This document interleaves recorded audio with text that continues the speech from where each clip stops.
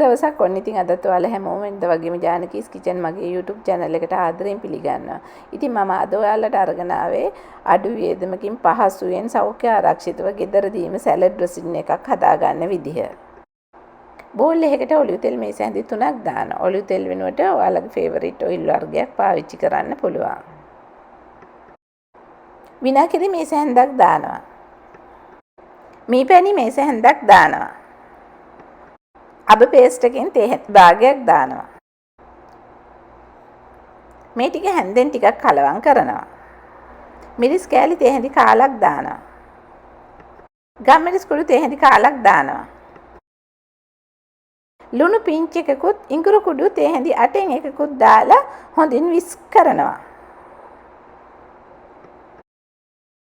අඩු මිලකින් සෞඛ්‍ය ආරක්ෂිතව හොඳ රසට සැලඩ් ඩ්‍රෙසින් එකක් විනාඩියකටත් වඩා අඩු වේලාවකින් හදාගන්න පුළුවන්.